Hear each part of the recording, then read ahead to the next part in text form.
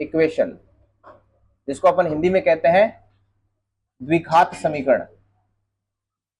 क्या कहते हैं? द्विघात समीकरण। द्विघात क्यों कहते हैं? क्योंकि इसके x की पावर कितनी होती है? 2 होती है। द्विघात मतलब x की पावर कितनी हो गई? X square ax square plus bx plus c। ये इसका क्या होता है? स्टैंडर्ड फॉर्म होता है, जो कि अपन ने चैप्टर के स्टार्टिंग में सीखा था। ठीक है, चौथा चैप्टर चल रहा है, ध्यान रखना न्यू स्टूडेंट जो भी है। ठीक है, उसका एक फ्रेश टॉपिक है ये। पहली एक्सरसाइज थी वो अपन ने कर दी, लेकिन अभी जो स्टार्ट हो रहा है वो फर्स्ट टॉपिक है, इसमें घबराने की बात नहीं है। ठीक है, और जो भी हो गया वो वापस होगा, उसकी लोड तुम्हें नहीं लेना, टेंशन तुम्हें नहीं लेना उस चीज का। कि सिलेबस रूप प्रश्न बोर्ड में कैसा आ सकता है तुम्हारे? ये पिंटू इधर देख बेटा, इधर ध्यान दे कि कोई भी अगर द्विघात समीकरण है, क्वाड्रेटिक इक्वेशन है, इसका स्टैंडर्ड फॉर्म क्या होगा? लिख के बताओ। ठीक है, मानक रूप क्या होगा इसका? तो मानक रूप सिर्फ और सिर्फ आपको सॉल्यूशन के अंदर यही लिखना है, ax square plus bx plus c होता है, उसमें अदर इक्वेशन लिखने की जरूरत नहीं है। ठीक है, और अभी इस a की बात करूं तो a क्या होता है? कोफिशिएंट ऑफ एक्स स्क्वायर, मतलब एक्स स्क्वायर का गुणांक। और एक्स बी क्या है? कोफिशिएंट ऑफ एक्स, एक्स का गुणांक। और सी क्या है? कांस्टेंट है, अकेला बेटा है, मतलब इसको कहते हैं अचर पद। क्या कहते हैं? अचर पद कहते हैं। ये बेसिक जानकारी होगी क्वाड्रेटिक इक्वेशन को सॉल्व करने की। बेटा मैं पहले ही कह रहा हूं, इधर ध्यान दे दे। ठीक है, मुझे लग रहा है कि पूरा पाती दिमाग तेरा ही है। ठीक है, जब क्लास इधर चल रही है तो उससे क्या पूछ रहा है? क्या पूछ रहा है तू उससे? तो फिर इधर ध्यान दे बेटा। हाँ, क्लास इधर चल रही है और तू उधर ध्यान दे रहा है। एक इक्वेशन लिख दिया मैंने, 2x square minus 5x plus 3 is equal to 0। Book का क्वेश्चन है, एग्जाम्पल है।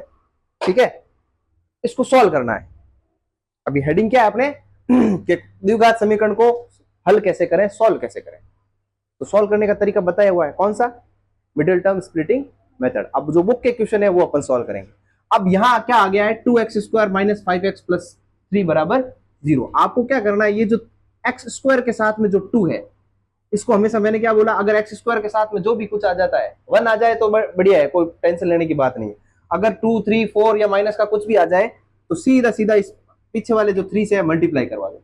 कितना हो रहा है मल्टीप्लाई? 2 3 जा कितना हो रहा है? 6 हो रहा है। तो 2 3 जा 6 हो रहा है। अब यहां पर अपन जो सॉल्यूशन एज्यूम करेंगे, जो सॉल्व करेंगे, उसको 6 के अकॉर्डिंग सॉल्व करेंगे। सिंपल सी बात है। तो इसको कहते हैं मिडिल टर्म स्प्लिटिंग मेथड से सॉल्व करेंगे। इसको किस मेथड से सॉल्व करेंगे? Middle term splitting method. ठीक है, बीच वाले जो भी पद होता है उसको तोड़ के सॉल्व करना। अब बीच वाला पद कौन सा है? -5x ही बीच वाला टर्म है। सिंपल सी बात है, ये दिख रहा है सामने अपने को, क्योंकि 3 है, तीनों के बीच में ये है, तो ये बीच वाला हो गया। अब इसको इससे गुणा किया, कितना आया? 6 आया। अब ऐसे दो नंबर ढूंढने हैं जिसको जोड़ने घटाने पर तो -5 आए और गुणा करने पर 6 आए। ऐसे दो नंबर कौन से होंगे?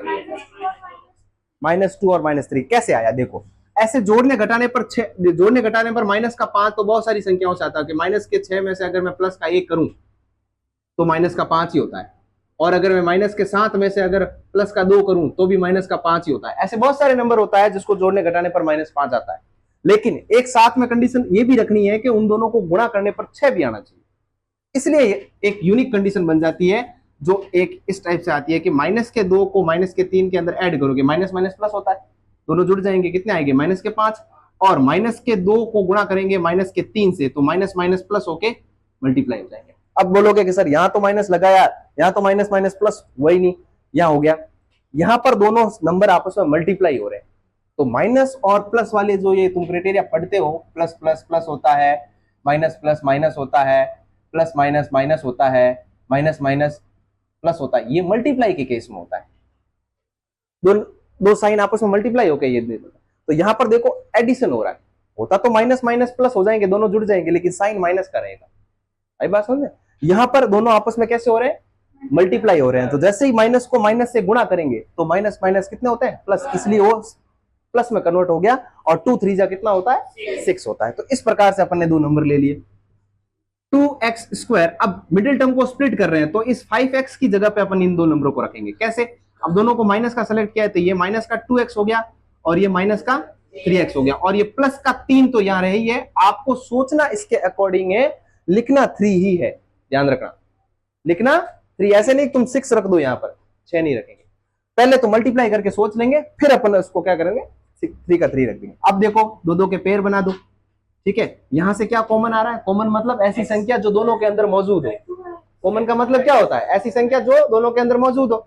तो ये 2x इसके पास भी है और 2x इसके पास भी है, तो 2x मैंने कॉमन ले लिया। कैसे कि भाई इसके पास भी 2 है, इसके पास भी 2 है, या x की घात कितनी है और यहाँ x की घात कितनी है? 1, मतलब 2, 1 x तो दोनों के पास मिल ही जाएगा, है ना, सिंपल सी बात है। तो ये हो गया, देखो 2 तो बाहर आ गया तो अंदर x² था, 1x बच जाएगा। ये माइनस का साइन तो ये लो माइनस, 2x बाहर आ गया तो सिर्फ 1 ही बचेगा। भाई जो है वो सब बाहर ले लिया तो उसकी जगह पे 1 रखो, ठीक है।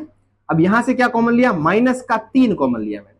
अब माइनस भी कॉमन ले रहा हूं और 3 भी कॉमन ले रहा हूं, तो ये माइनस का 3 कॉमन आ गया तो ये x पॉजिटिव हो गया और ये जो 3 था वो बाहर आ गया और ये प्लस जो है माइनस में कन्वर्ट हो गया, is equal to 3। 2x minus 3 और ये हो गया x माइनस 1, तो ये हो गया 2x minus 3 is equal to 0 और ये x माइनस 1 बराबर 0। तो x बराबर 3/2 और x बराबर, आई बात समझ? तो x की दो वैल्यू आ गई, कौन सी? एक तो वैल्यू आ गई ये 3/2 और दूसरी वैल्यू आ गई ये क्या होती है? एक अल्फा होती है और दूसरी बीटा, जो कि अपन ने थर्ड चैप्टर में नहीं सेकंड चैप्टर में पढ़ा। चलो इसको नोट करो, फिर मैं एक क्वेश्चन देता हूं, देखो ध्यान से, दोनों इंपॉर्टेंट। हाँ भाई देखो इधर इधर, अब इस टाइप का और क्वेश्चन आ गया। पहला जो क्वेश्चन किया था सेम क्वेश्चन है। यहाँ बीच में कितना है? कितना है? और x मतलब -1 है, -1 है ना, क्योंकि x के साथ में क्या है? माइनस है, तो इसकी जगह पे -1 ले लिया, ठीक है। जोड़ने घटाने पर नंबर कितना आना चाहिए? -1। ऐसे दो नंबर सोचने और मल्टीप्लाई करने पर कितने आने चाहिए? पहले तो इन दोनों को मल्टीप्लाई करो, कितना हो रहा है? 12 हो रहा है ना। अब मल्टीप्लाई करने पर दो नंबर कैसे आने चाहिए? 12 कैसे आने चाहिए? तो ऐसे दो नंबर बताओ मुझे कि जो दो नंबरों को जोड़े घटाने पर तो आया -1 और उन्हीं दो नंबरों को गुणा करने पर 12 आए। दिमाग लगाओ बेटा, थोड़ा दिमाग पे जोर डालो। अब ये ऐसे नंबर अगर तुम्हारे दिमाग में नहीं आ रहे तो फिर तो -2 और प्लस का 3, अच्छा -4 + 3। देखो -4 + 3 कैसे है? अगर मैं -4 में से प्लस का 3 घटाऊंगा, माइनस का 4 है और माइनस प्लस क्या होता है? माइनस प्लस क्या होता है? माइनस होता है। अब ये माइनस होता है, इसका मतलब क्या होगा? 4 में से 3 जाएगा तो कितना बचेगा? अब माइनस क्यों लगा? क्योंकि 4 बड़ा है, 4 के आगे साइन माइनस का है, तो जो बड़ा होता है उसकी चलती है, ठीक है, सिंपल सी बात है। माइनस प्लस माइनस मतलब 4 में से 3 जाएगा तो 1 बचेगा। अब बड़ा कौन सा है? 4, 4 के आगे साइन कैसा है? माइनस का, तो उसका साइन यहाँ लग जाएगा। ये सिंपल सी थ्योरी याद रखो। और माइनस के 4 में से गुणा कर दिया 3 से, तो 4 3 माइनस का 12, कितना आया? माइनस का 12 आ गया। अब यहां इसको सॉल्व करने की कोशिश करते हैं अपन। देखो 6x² को एज इट इज रखो और तुम्हें 4 रखना है 3 रखना, पहले वो तुम्हारी इच्छा है। मैंने क्या कर दिया? माइनस का 4x पहले रख दिया।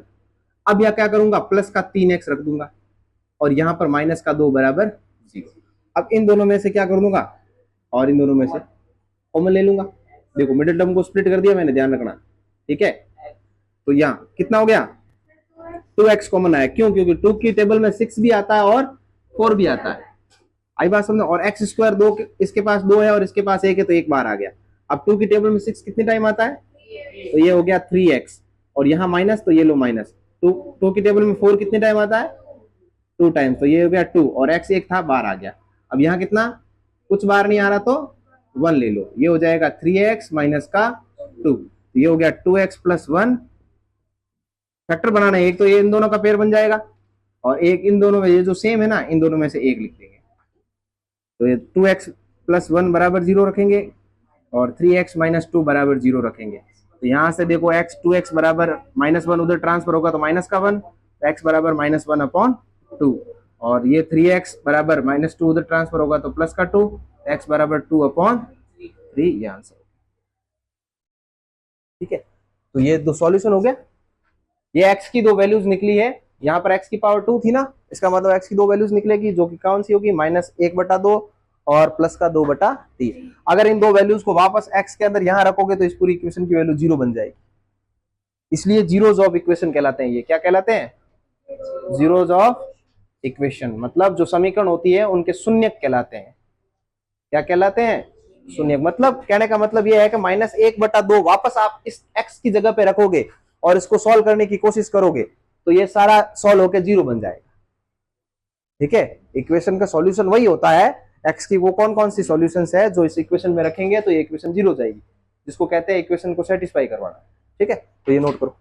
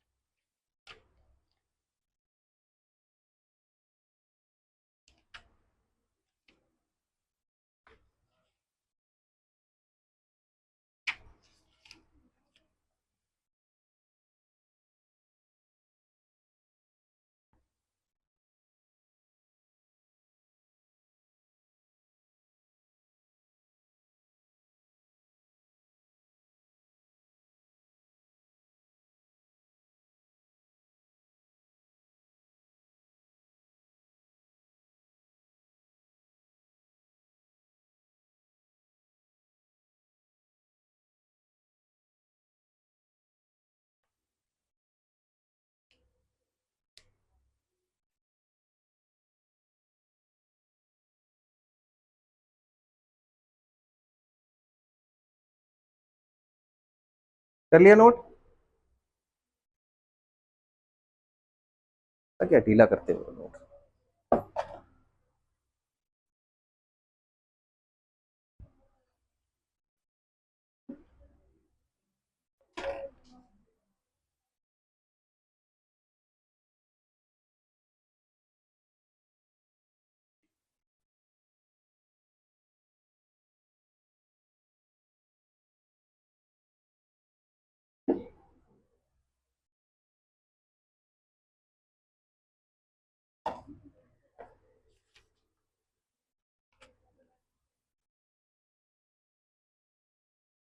हाँ बेटा, नोट हो गया?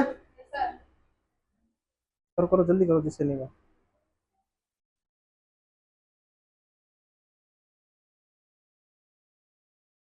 कार्तिक क्या गुरु ज्ञान दे रहा है इसको? तो है कुछ गलत ज्ञान मत दे देना।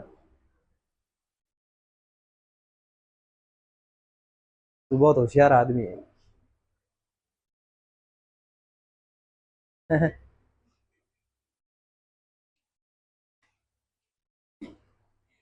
क्या बोल रही है?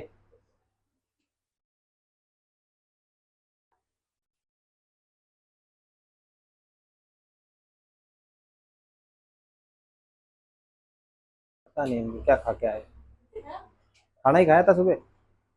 हाँ, मुझे तो नहीं लगता। ओके ओके, इधर ध्यान दो। मैं छाया को भी बोल रहा हूँ, इसको भी बोल रहा हूँ। हाँ इधर देखो बेटा, 3x² माइनस 2√6x+2। ये थोड़ा सा टेढ़ा टेढ़ा है, इसका मतलब इंपोर्टेंट। ठीक है, 3 स्टार क्वेश्चन, ऐसे क्वेश्चन किया करो, ये आ सकता है बोर्ड में, इसको इंपोर्टेंट लगा दो। अब देखो इसको सॉल्व कैसे करना है। जोड़ने घटाने पर कितना आना चाहिए? कितना आना चाहिए? 6 आना चाहिए। और एड नहीं, मल्टीप्लाई करने पर कितना आना चाहिए? और जोड़ने घटाने पर माइनस का 2√6। अब बोलो सर, ऐसे कौन सी दो संख्या होगी जो √6 आएगा? नहीं, जोड़ने घटाने पर √6 आएगा। चलो गुणा करने पर तो 6 आ जाएगी भाई, 2 और 3 भी होता है, 6 और 1 भी होता है, मिल जाते हैं नंबर। पर जोड़ने घटाने पर 2√6 कैसे होगा? कौन से दो नंबर होंगे जिनको जोड़े या घटाने पर 2√6 आता है? दिमाग लगाओ। क्या होगा? और कौन सी दुनिया में खो रही है? नहीं, वो जो अरे बेटा, ये इस जन्म में होगा ही नहीं तुमसे, इसके लिए दोबारा जन्म लेना पड़ेगा। मैं बता देता हूँ, इसलिए दोबारा जन्म न लेना पड़े इसलिए मैं बता देता हूँ। इधर देखो, वेरी गुड।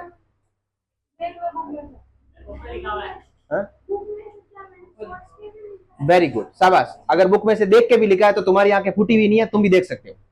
ठीक है बेटा, नहीं फालतू की बकवास नहीं। अगर उसने बुक में से देख के लिखा है तो तुम्हारी आंखें फूटी हुई नहीं है, तुम भी देख के बता सकते हो कि सर इसमें ऐसा लिखा हुआ है। ठीक है, दिमाग तो तुम्हारा ही चलता है ना, जो कि है नहीं। माइनस का √6 और माइनस का √6, माइनस माइनस क्या होता है? प्लस होता है। √6 और √6 2 √6, 6 नहीं होता है, 6 माइनस का 2 √6 कैसा होता है? माइनस का 2। तो जोड़ने घटाने पर 2 नंबर आ गए, और इन्हीं 2 नंबरों को गुणा करूंगा। माइनस का √6 को माइनस के √6 से गुणा करूंगा। भाई जब 2 नंबर सेम आपस में गुणा होते हैं तो स्क्वायर लग जाता है, और स्क्वायर से अंडर कट गया, और माइनस से माइनस प्लस हो गए, तो कितने हो गए? 6 बच गए। आई बात समझ में? आई बात समझ में? ऐसे होता है। अब देखो 3x² माइनस का √6x, और ये हो गया माइनस का √6x प्लस का 2 बराबर 0। देखो मिडिल टर्म थी जिसको मैंने स्प्लिट कर दिया। आई बात समझ? अब √6 को मैं क्या लिख सकता हूं?